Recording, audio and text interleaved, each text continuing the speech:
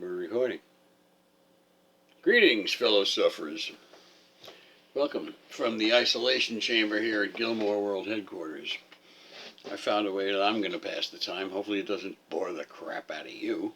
I'm going to introduce what's left of my instrument collection. Everything is pretty significant at this point. They're not reaching. I'm going to do this chronologically. I'm fading in and out. I'll try and stay with the instrument in the light. But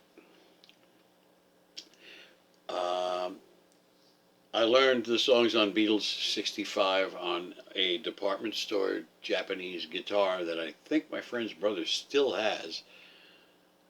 And then after that, I realized I was only playing the low strings when I was a little baby in the crib. Let me rotate this one here for you.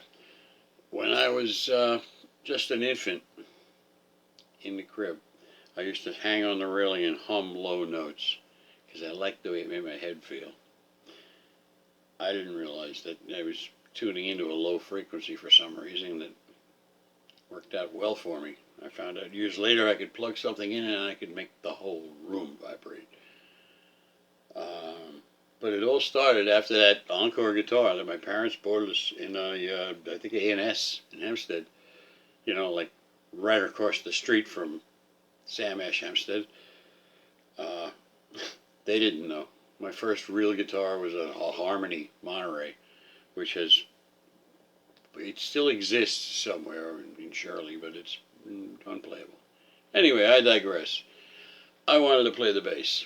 I had to get a bass. So I worked all summer. I raised $75 for the asking price. I went downtown, almost downtown, Camp Avenue School. No, it wasn't Camp, it was Merrick Avenue. 3 houses down. I remember exactly where it was. And I bought a baby blue version of this. This is a 1963 Hagstrom Kent. Kent was the distributor in this country.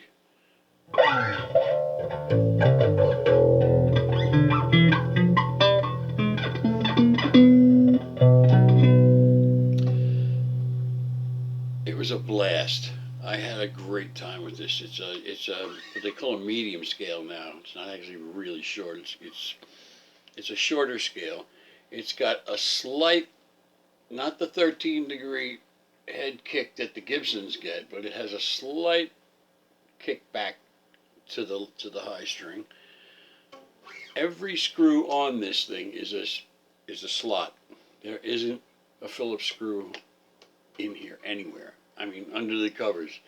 If you look at the back of the tuners, slotted screws. Everything is slotted. You open up, grounds are not solder lugs. Grounds are actual screw lugs.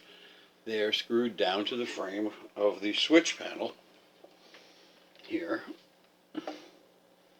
which has 2 pickup switches here, and it has a tone which goes completely broken glass to completely playing through a pillow, and it has a mute. The mute just lowers the sound a little bit. It doesn't really, it's not a killer. Without, with. The thing that I loved about it was this, because I always loved the inverse version of this on the Stratocaster. In fact, on the first instrument that I built, I used a Stratocaster jack plate in the heel of the instrument. You'll see later on in the collection here.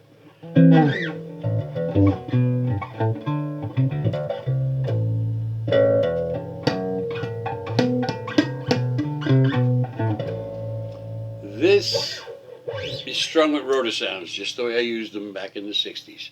I thought they were the coolest things ever. They were. And I enjoyed the hell out of them, but tore up my fingers. You know, I've got the subtleties of strings years later. Another trick with the stringing on this is you got 3 in one direction and 1 in the other. It's like it has to go over the top. Otherwise, it just doesn't lay in flat. You know, it has to go like over the top. It strings weirdly, but it works.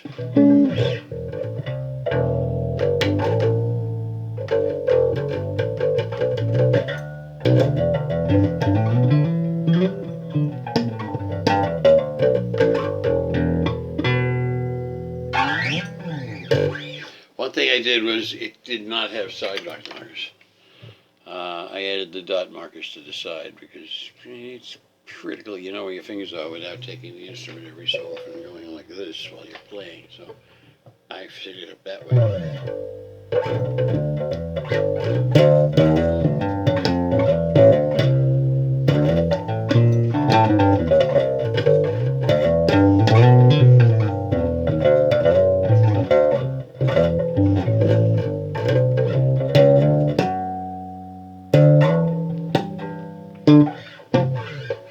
So, I spent years, my first band jobs, I spent playing with this instrument, this one, the baby blue one.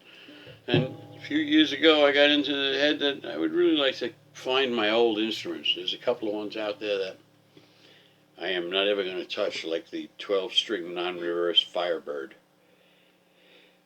I bought it for $60 on the used rack at Sam Ash in Hempstead. I sold it for $250, and 20 or 30 years later, I found that $250 was a magic number. That's all they ever made. So the killing I made was like not even the tax on what this thing is worth today. 12-string non-reverse Firebird. There isn't a lot of them, and I had one, and it played me. It was amazing. I strung it with 6. People were amazed at it. I didn't play guitar at the time, but I was playing guitar when I picked that up. Anyway,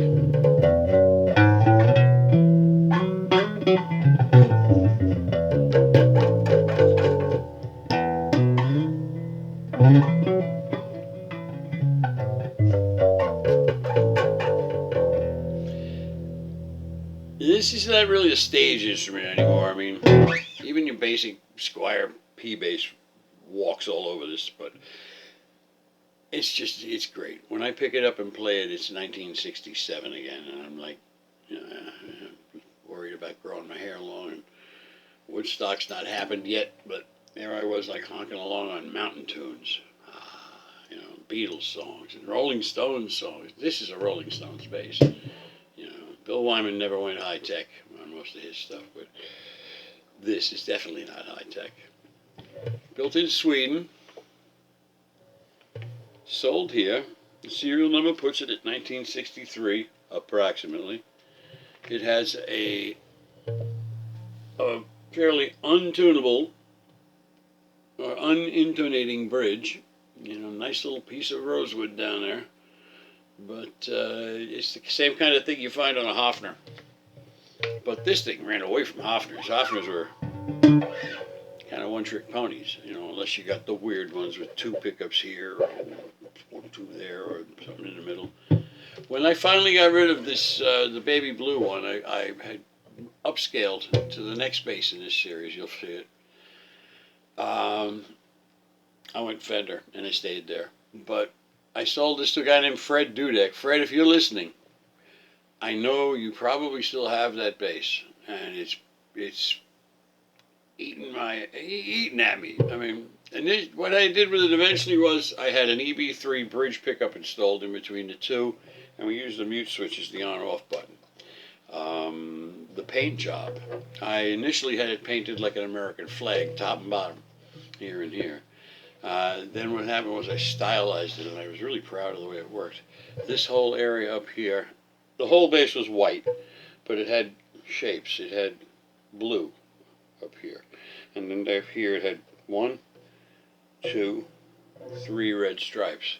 So it was very stylized, but it was really striking. Fred Dudek, if you're out there, I'll trade you this shiny one for that train wreck.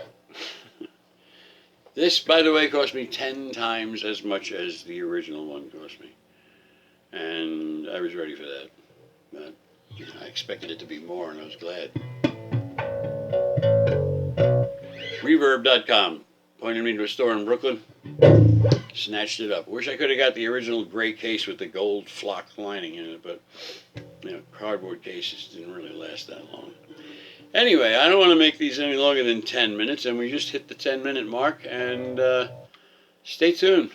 There's going to be a few more. Some real unusual shit, too. All right, folks.